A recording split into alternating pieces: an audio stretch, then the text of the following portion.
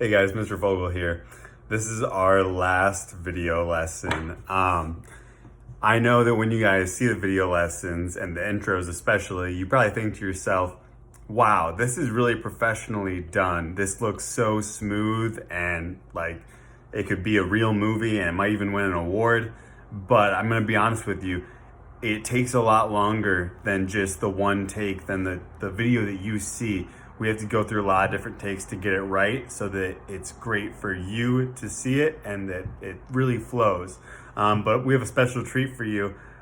We've put together a little intro that has some bloopers and deleted scenes from the last video lesson. So I hope you enjoy.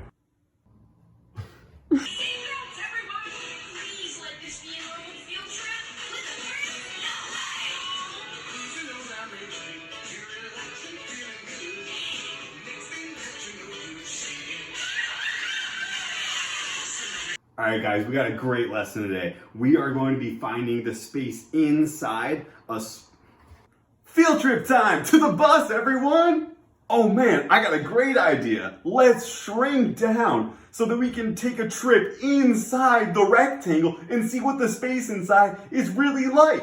Sounds to me like it's time for a field trip. Oh man, I got a great idea. Let's shrink down so that we can travel inside the rectangle and see what it's really like in the space inside. Seems to me like it's time for a field trip.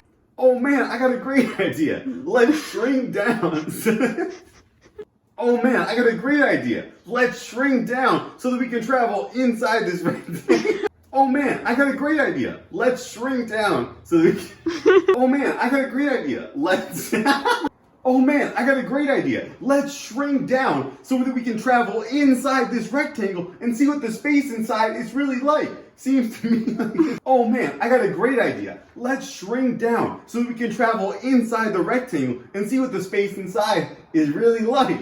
Sounds to me like it's time for a field trip to the bus. Oh man, I got a great idea. Let's shrink down so that we can travel inside the rectangle and see... All right, guys, today's lesson is how to find the area of a triangle. And so there are two formulas here. They both are saying the same thing, really. The first one says you can multiply 1/2 by the base and the height. So multiply the base and the height together and then multiply that answer by 1/2. Or this is another way of saying the same thing. Multiply the base times the height and divide that number by 2. And I want to show you an example with a rectangle, actually. So there's a rectangle here, but it's also split up into two triangles. So if we wanted to find the area of the rectangle, we would do base 8 times height, which is 5. So the area of the rectangle would be 40 centimeters squared. But if you take a look at this rectangle, it's made up of these two triangles. And so how many of the triangles make up the rectangle? 2. So if I took the 40 centimeters for the whole rectangle and split that in half, I would get 20 centimeters, which is also the area of one of the triangles. So if you look at it this way, it would be a base of 8, a height of 5, because this side is 5. 8 times 5 is 40, and then 40 divided by 2 is 20 centimeters squared. Let's try this with a couple more problems. Again, my formula for the area is base times height divided by 2. So the base of this triangle is 5 feet. Now the height is where that straight up and down line happens. So these 8s are actually not necessary in this problem. They're trying to trick you. So we need to do 5 times 7, which is 35. 5 times 7, which is 35. And then we need to do 35 divided by 2, which gives us 17.5 or 17.5 feet squared. So again, the formula for area of a triangle, base times height, and then divide that by 2. All right, so here's another triangle, but this one's kind of funky because here's the base, here's the bottom, 6. But the height is actually nowhere inside the triangle. The height is actually given to us outside the triangle. It's a total of 4 meters tall. So to find the area, we would actually do 6 meters times 4 meters, which is 24. So 6 times 4 equals 24. And then we would divide that answer by 2. 24 divided by 2 is 12 meters squared. Okay? Now this one's kind of strange. In this problem, they give you the area and your job is to find this missing side length. So we know that when you take the base, which is 3, and multiply it by the height, and then take that answer and divide it by 2, you get 9. So I'm going to show you a way we can do this. We can take 9, divide it by 3, and you get 3. So 9 divided by 3 equals 3. But let's see if that's the height. So 3 times 3 is 9, but we would need to divide that number by 2.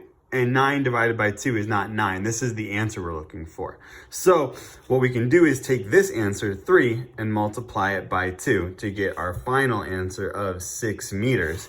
And we can check our answer. So we think that's the height. So let's take the base, 3 meters, multiply it by the height, 6 meters, which is 18. 18 divided by 2 equals 9 meters squared. So our answer is 6 meters. All right, last problem. So they give us the area and it's 60 centimeters squared.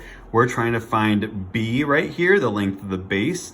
So if they give you the area and we're trying to find the base, we need to divide that number 60 by the height. Which one of these numbers is the height? That's right, it's 10. So we can do 60 divided by 10, which gives us 6. But that's not the final answer because 6 times 10 is 60, but we would need to divide that number by 2 to get our area, which is 30, but our area is 60.